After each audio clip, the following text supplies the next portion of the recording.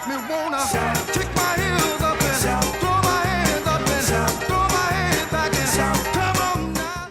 Hi, we're coming to you today from Oregon, a state known for snow-capped mountains, sandy beaches, a vibrant craft beer and wine industry, and, some might say, a public research university better known for being the filming location for the comedy classic Animal House. Pluto! Hey, I think you know everybody here. In February 2021, the university launched a new alumni newsletter called Shout. We're going to talk to one of the people responsible for that, Damien Foley, about how and why they did it. Damien, thanks for joining us today. You're welcome, glad to be here. You are looking very handsome, I might add. Definitely not at all like somebody who's been hibernating indoors for a year during a pandemic. That's very kind of you to say. Now, Shout's predecessor, the E-News, was going pretty well and had won a number of awards. Why did you decide to change it? We thought the quality of what we were producing was good, but the publication didn't have a name, maybe lacked a little bit of personality and focus. It got a little lost in the shuffle among other publications that the University of Oregon had. So we figured if we gave it a little bit of a refresh, jazzed it up a little bit, it might help it stand out from the pack a little bit more with our alumni. How did you go about changing it?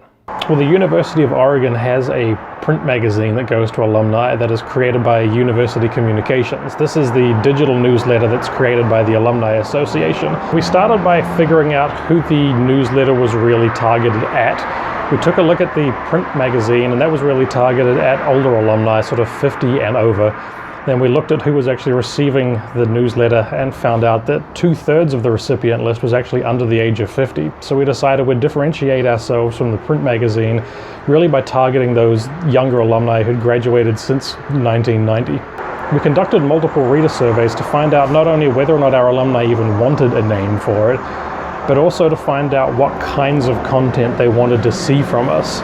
What we learned was our alumni were interested in nostalgia, they were interested in athletics, they were interested in feature stories, they weren't quite as interested in the academic side of things. I think the university was slightly more out of sight, out of mind once they'd received their degrees. We then took a deep dive through Anthology's analytics to really get a sense of who was reading what. We were able to break down the readers for every story for the last several years by graduation year to get a sense of what those younger alumni were reading compared to what older alumni were reading. So that would help us focus the content that we would have in the new publication. What we learned was younger alumni were just as interested in nostalgia as older alumni, but when it came to athletics, they were interested in a more diverse array of stories. They were interested in stories about women's World Cup soccer and things like that, as opposed to just football stories. And then when it came to alumni profiles, they wanted to see more pop culture included in there. So what was the next step after that? We assembled a crack team of experts. A what now? A crack team. Sorry, you talk a little funny. It's a bit hard to understand you sometimes. We assembled a team of experts and spent the better part of fall 2020 designing the publication. The name Shout is a nod to Animal House, but it's also a nod to the fact that these were going to be stories that we were going to be proud of and that we would want to shout from the rafters, essentially. The Alumni Association is going through a rebrand at the moment, and we'll have a new website launching this summer that we're currently working with Anthology on.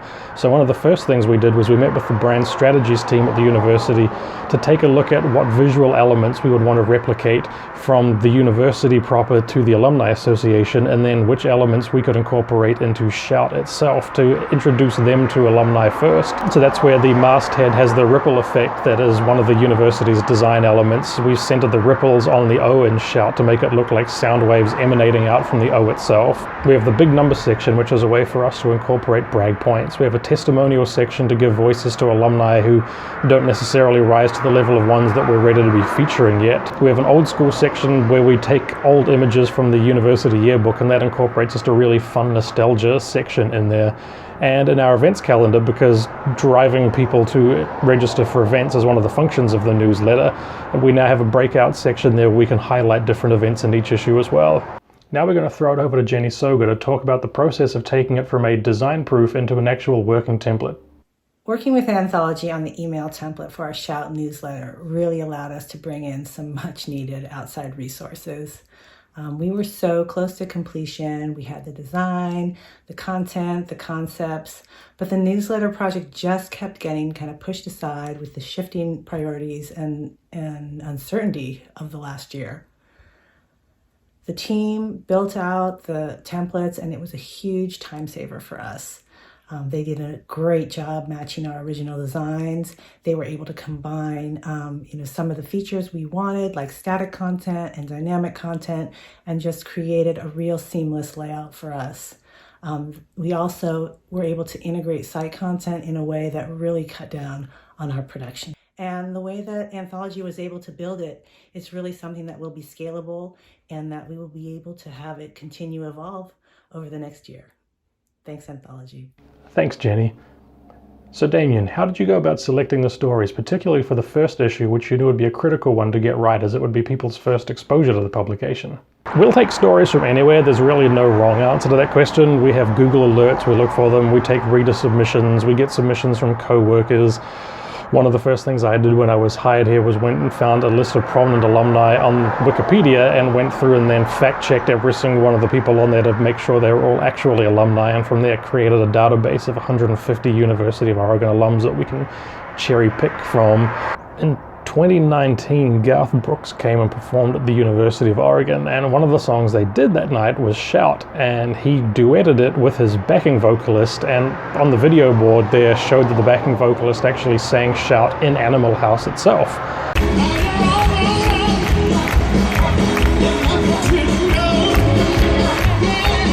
Now wait a minute. He studied music. He performed with blues legend Robert Cray in bars after class.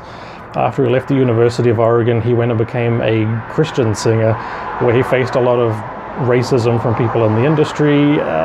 He was in rehab for a while due to a drug addiction problem. When he got out of rehab, he was told to stay out of the music industry altogether because there would be too many triggers, but he owed the IRS a lot of money, so he ended up getting a job with Winona as one of her vocalists. From there, he parlayed that into a spot in Garth Brooks' band, and he's been performing with Garth Brooks ever since. And 30, 40 odd years later, he's back on the University of Oregon campus singing Shout with Garth Brooks. So learning all of that became a no-brainer for the lead story for the first issue. So before I knew it, I was on the phone with this particular alumnus, Robert Bailey, and Garth Brooks himself, and we got the story done. What obstacles did you face while trying to get this done while working from home? You mean like trying to interview people like Garth Brooks when you have a small puppy who would rather be playing with toys than watching you talk to somebody else? There's a lot of people that don't get what the artist does. You can tell by the way you exchange conversation with him. What I love is he puts himself in the shoes of the entertainer. And that's very valuable. You can't put a price tag on that. Talk us through the finished product then. We're very happy with the way it turned out. It's given us an opportunity to introduce the new color palette to alumni. It's given us an opportunity to introduce some of those new design elements to them ahead of the website redesign. The big numbers have given us a way to incorporate brag points, but we've also gotten better at including academic information in our athletics and more pop culture featurey stories, so we are still educating alumni about what's going on at the University of Oregon. So for the launch, we decided we would tease it ahead of time. The executive director in his final column for the previous iteration of the newsletter teased it in his last column.